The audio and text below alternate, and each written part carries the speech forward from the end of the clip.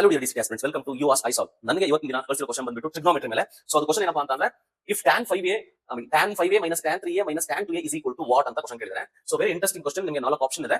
So ನಿಮಗೆ ಈ question ಗೆ ಆನ್ಸರ್ ಮಾಡ್ಬೇಕಂತ ನಿಮಗೆ ಕಾಂಪೌಂಡ್ ಆಂಗಲ್ಸ್ ಬಗ್ಗೆ ಐಡಿಯಾ ಇರಬೇಕು. ಕಾಂಪೌಂಡ್ ಆಂಗಲ್ಸ್ ಬಗ್ಗೆ tan ಆಂಗಲ್ ಏನಿದೆ, tan of a plus b formula ಏನಿದೆ, ಅದು ನಿಮಗೆ ನೆನಪಿರಬೇಕಾಗುತ್ತೆ. ಸೊ ಏನ್ ಹೇಳುತ್ತೆ ಅಂತಂದ್ರೆ, ನಿಮಗೆ tan 5a ಏನಿದೆ ಇದನ್ನ ನೀವು ಎಕ್ಸ್ಪ್ಯಾಂಡ್ ಮಾಡ್ಕೋಬೇಕಾಗುತ್ತೆ. ಸೊ ಇಲ್ಲಿ tan 5a ಯಾಕೆ ಕನ್ಸಿಡರ್ ಮಾಡಬೇಕು ಅಂತಂದ್ರೆ, ನೋಡಿ ಅರ್ಥ ಮಾಡ್ಕೊಳ್ಳಿ, ಈ ಮೂರು ಆಂಗಲ್ ಅಲ್ಲಿ ಇಲ್ಲಿ 5a ಇದೆ, 3a ಇದೆ, 2a ಇದೆ.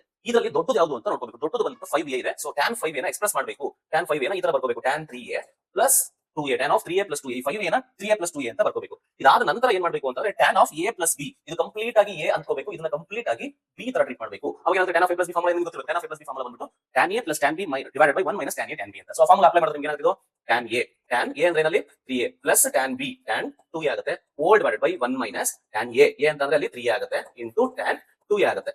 ಓಕೆನಾ? ಸೊ ನಿಮ್ಗೆ ಇದು ಗೊತ್ತಿರಬೇಕು. ಸೊ ಇಷ್ಟ ಆದ್ಮೇಲೆ ನಿಮ್ಗೆ LHS ಅಲ್ಲಿ ಗೊತ್ತಿದೆ, LHS ಅಲ್ಲಿ ನಿಮಗೆ tan 5a ಇದೆ.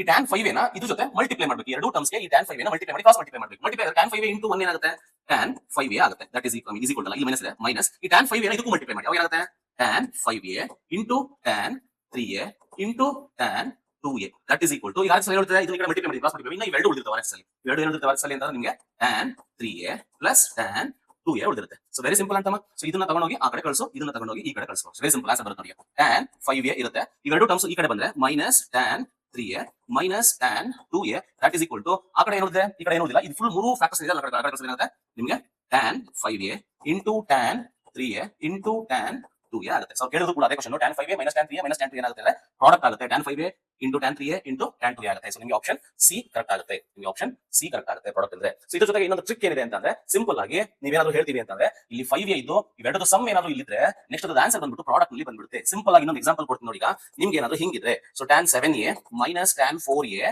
minus tan 3a ಅಂತ ಇದ್ರೆ ಇದಕ್ಕೆ ಆನ್ಸರ್ ಬಂದ್ಬಿಟ್ಟು ಅರ್ಥ ಮಾಡ್ಕೊಳ್ಳಿ, tan 7a into tan 4a into tan 3a ಆಗುತ್ತೆ. ಸೊ ಐ ಹೋಪ್ ಇದು ಈ ಟ್ರಿಕ್ ಅರ್ಥ ಆಯ್ತು ಅನ್ಸುತ್ತೆ. ಎಕ್ಸಾಮ್ ಅಲ್ಲಿ ಎಲ್ಲಾ ಸ್ಟೆಪ್ಸ್ ಈ ತರ ಫಾಲೋ ಮಾಡ್ಕೋಬೇಡಿ. Make use of this type of trick. ಅರ್ಥ ಆಯ್ತು ಅಂತ ಅನ್ಕೊಂತೀನಿ. ಇದು ದೊಡ್ಡದು ಇದೆ, ದೊಡ್ಡ ಆಂಗಲ್, ಇವೆರಡು ಸಮ್ ಈಕ್ವಲ್ ಇದ್ರೆ just you take the product ಅಷ್ಟೇ. ಬಟ್ ಇಲ್ಲಿ ಎರಡು ಕಡೆ ಮೈನಸ್ ಇರಬೇಕು, ಅದಲ್ವಾ? ಸೊ ಇದೇ ತರ ನಿಮಗೆ ಶಾರ್ಟ್ ಕಟ್ಸ್ ಏನಾದ್ರು ಬೇಕಾಯ್ತು ಅಂತಂದ್ರೆ ನನ್ನ ವಾಟ್ಸ್ಆಪ್ ನಂಬರ್ ನಿಮ್ಮ ಹತ್ರ ಇರುತ್ತೆ. ಸೊ ನೀವು ಏನು ಎಜುಕೇಶನ್ ಪಡ್ಬೋದು, ಎಲ್ಲ ಡೌಟ್ ನನಗೆ ಕಳಿಸಿ, ನಾನು ನಿಮಗೆ ಈಸಿಯಾಗಿ ಟ್ರಿಕ್ ವೈಸ್ ನಿಮಗೆ ಆನ್ಸರ್ಸ್ ನ ಕಳಿಸ್ಕೊಡ್ತೀನಿ. Thank you so much for watching. By.